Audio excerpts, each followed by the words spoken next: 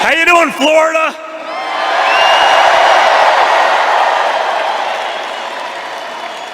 I don't know about you, but I look around this room, and when Joe Biden's putting about 7 people in an audience, I'm saying, I think they may be a little wrong with the polling, but what the hell do I know? I tell you what I know. I know that you guys are not sick of winning yet, are you? We're gonna keep it going a little bit, right?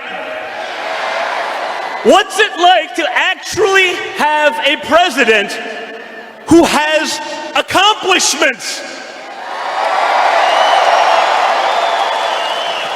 I'm an old guy right now. I turned 41 back in December.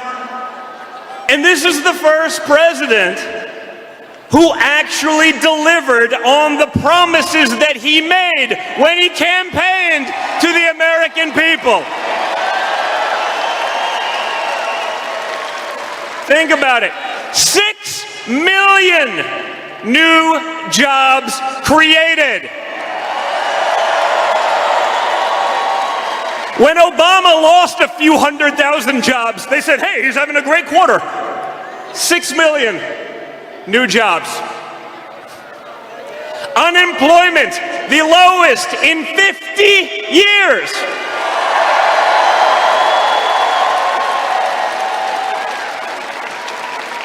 Hispanic unemployment, the lowest ever. African American unemployment, the lowest ever. Women's unemployment, the lowest ever. Basically, everyone's damn unemployment is the lowest ever. Everyone's winning. He's fighting for Americans. He's crushing the bastards of ISIS. Right? Obama took him on for 8 years, didn't accomplish anything because he was letting lawyer bureaucrats in DC make the decisions. So we let our guys in the field, our incredible soldiers, we let them make the decision. Hard to believe they're getting it done, right? Shocking. Man, it's hard to believe how our politicians have let us down. How about trade, guys? Donald Trump accomplished more in trade with Mexico with one tweet.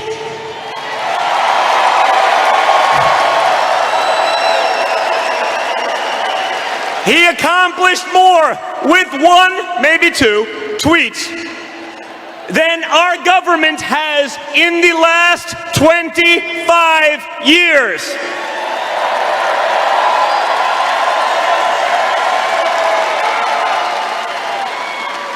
It's almost crazy.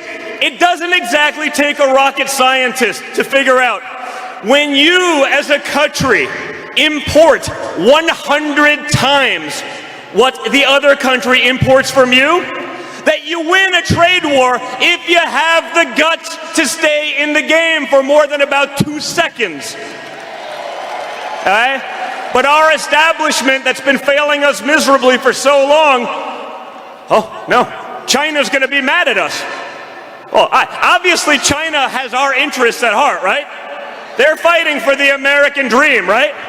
No! They're fighting for China. Okay? I get it. If I were them, I would fight for them too. But the fact that our politicians, oh my God, he's going to start a trade war. Guess what, again? 100x, you win the trade war. You got to stay in the game. There's a reason that during the midterms, the Chinese were taking out ads against farmers in Iowa and some of these places. And it wasn't because it was beneficial for China, okay? Let's make that clear. They realize that Trump is a threat to what they've been doing to this country for decades, and that's screwing us. We're taking it on, and we're taking them on, and we're putting America first, and guess what? We're doing it unabashedly. we're not going to hide from the fact that this administration will actually fight for this country.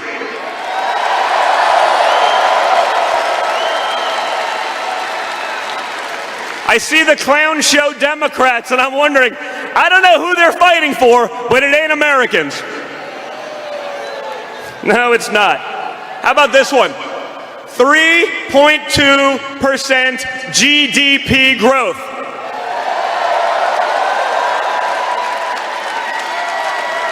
You guys remember back in 2016 when my father said, why can't we have 2%? Why can't we have 3%? Why can't we do better? And Obama comes up. Well, Donald, there's no magic wand for that, Donald. You can't just make it happen.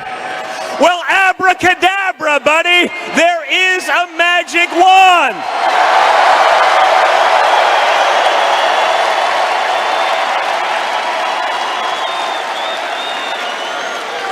You guys know what that magic wand is?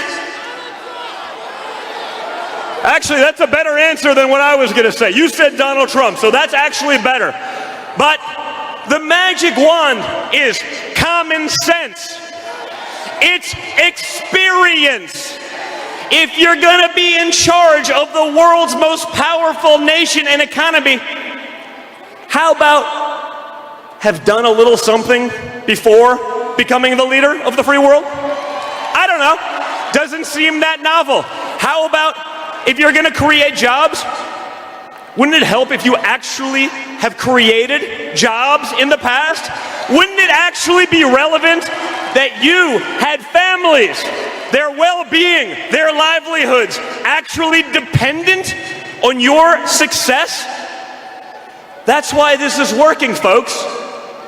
I hear brilliant guys like Joe Biden. No, it's wonderful. He gets up on the stump. It's so stupid. Well, to his group of about 4 people in the audience, the government has failed you. Usually as he's groping someone. It ain't pretty, but there's something off with that guy. But government has failed you. I go, wait a second. Joe, I actually agree with you. Government has failed them. The problem is, Joe, you've been in government for almost 50 years. If government failed you, maybe you're the problem, Joe Biden.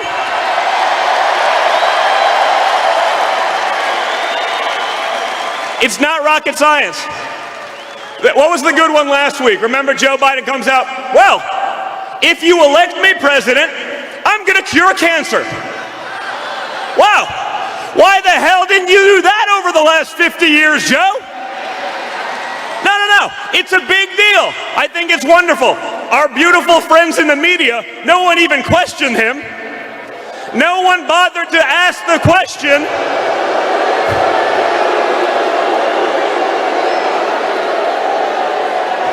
They just take what the Democrats say. Listen, they're liberals. It's okay. They take what they say. They publish it as though it's fact. They pretend there's no, Why did not one of them say, well, Joe, how exactly are you going to do that? And why didn't you do it in the last 8 years as vice president and the prior 40 years in government and the Senate? I mean, I don't know. Seems like a reasonable question to ask. But no. If you're a Democrat, you get the pass on everything. And that's why you guys are so important. That's why we need you fighting with us. Because guess what?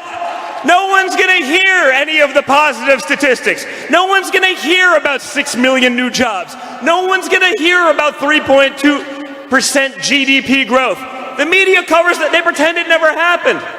And instead, you get 95% negative coverage. Okay? If 2020 was a fair fight, this would be over by now. But it's not. It's not even close to a fair fight. Okay? So we got to remember, we're fighting an uphill battle. We're fighting a war with one arm, two arms, sometimes two arms and a leg tied behind our back. But you guys see it. You see the jobs. You see manufacturing coming back. Americans are now living their American dream once again.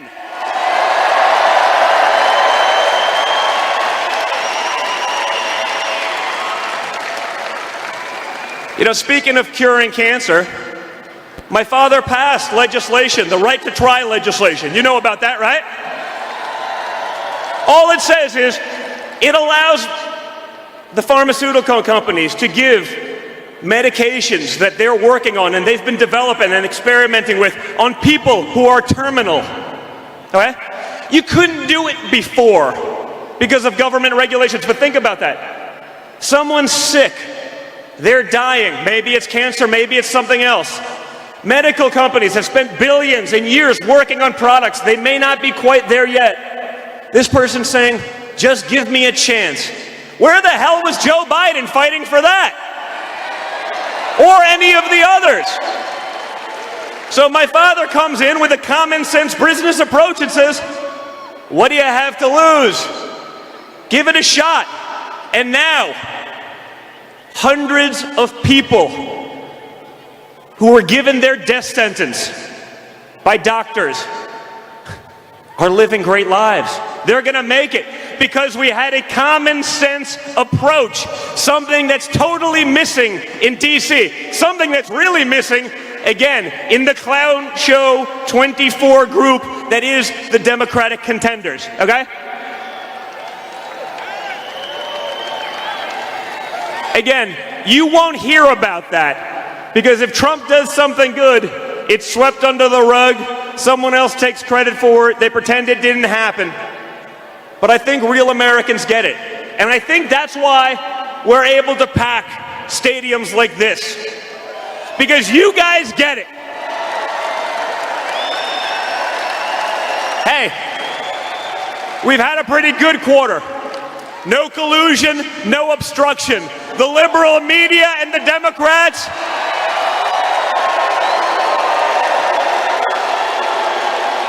their dream hoax, the greatest hoax perpetrated ever on the American people. I mean, they ran with it like it was the greatest, I mean, gone. Never have, now they're still trying. But they ran with that for years because they wanted it to be true so badly. Have you ever seen a group of people so upset that the president of their country was not, in fact, colluding with the enemy? They were upset that it wasn't happening. That's the mentality that we're combating. That's what we're up against. Okay? That's the kind of craziness. We're going up against a field of leftists. They just want to raise your taxes. Yeah, it worked so well when Obama did it. It drove this economy to the slowest and worst recovery ever. Okay? But he tried to take credit for it. I mean, he owns it. Again, stupidest statement in the history of politics and economics was when Barack Obama tried to say this was his economy. No. It was, seriously, the stupidest statement in the history of both politics and economics. And that's saying something. But his policies were so bad, so dangerous, so stupid, that it's actually not hyperbole. It's the real deal. But that's what we're up against. In 2016, my father asked a simple question. He asked it actually at the time to a lot of minority groups. He said something simple. He said, "What do you have to lose?" And you know what? In 2016, you didn't have anything to lose. You didn't. Politicians made promises, they did whatever they wanted. Didn't matter. Now, you have a lot to lose. Okay? You have the greatest economy in modern history. You have manufacturing jobs coming back into our country. We're no longer the greatest export. Our greatest export is no longer the American dream. We've brought that back to Americans for them to live, for them to enjoy.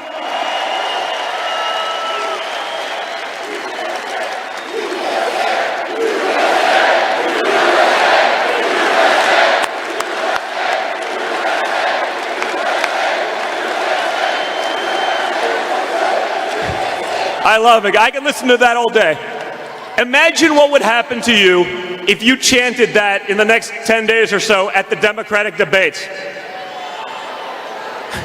I wouldn't do it. You'd be in big trouble. You may not make it out of there alive. But you're right. It is about the USA. That's what we're fighting for. That's why my dad did this. He didn't need this job. That's why when we got the no collusion, no obstruction, that wasn't just a win for my father. That wasn't just a win for me, who they tried to drag into this nonsense. That was a win for all of you. You know why? Because you were with us from day one. You stuck with us from moment one. You never wavered. You had resolve.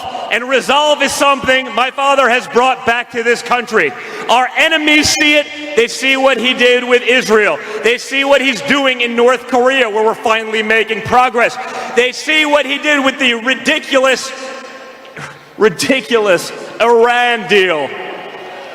Yeah, maybe rather than giving the world's leading state sponsor of terror $150 billion in cash, I don't mean that figuratively, I mean actual pallets of cash on cargo planes, maybe we use it for Americans.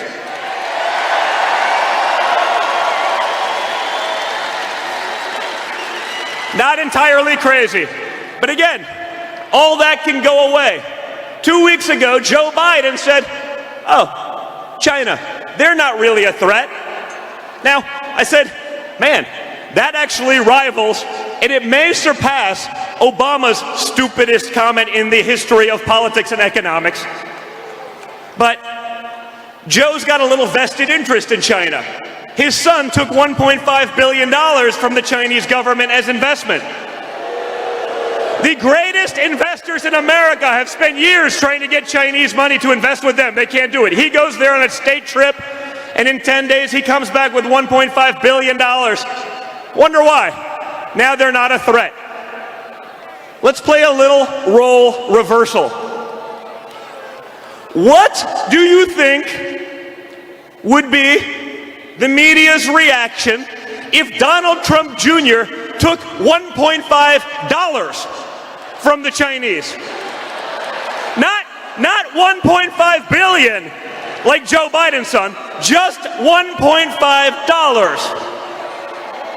They would lose their goddamn minds.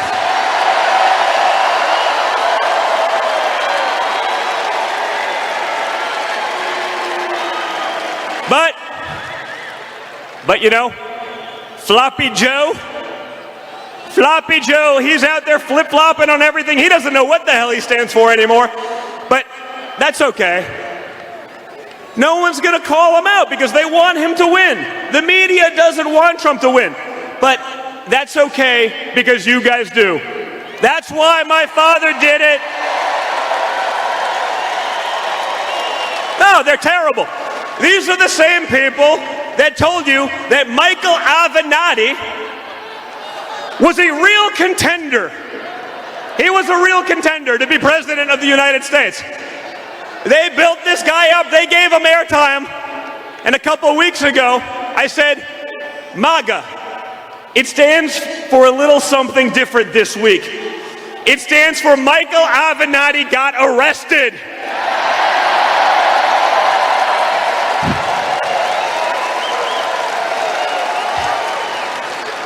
So, their dream contender to take on Trump was actually a pretty impressive guy.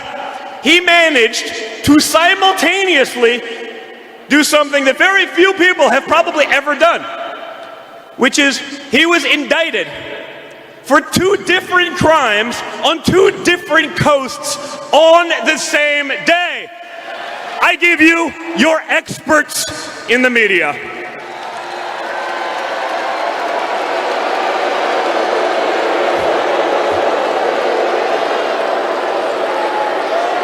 Again, that's the uphill battle we face. I saw it last week. We were in the UK. My father had an incredible visit there with the Queen. They actually had a great rapport. It was really amazing to see. And the media is doing an incredible statistic. They say, Trump has a terrible approval rating in the UK. Well, you know who else had a terrible approval rating in the UK? George Washington. Because, by the way, first of all, it's a lie. Second of all, I don't want other countries to love our president, because that means they know they're taking advantage of America. I want them to say, oh man, that guy's coming in here, we better shape up. We're not taking advantage of those people. And just because American politicians have let them get away with it for decades, we're stopping it now.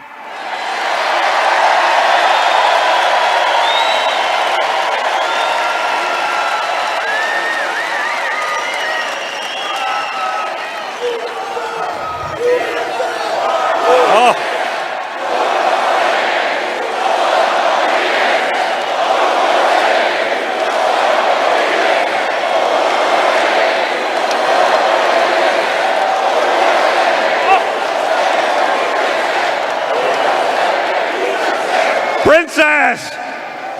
Everyone say hi to the lovely Kimberly Guilfoyle.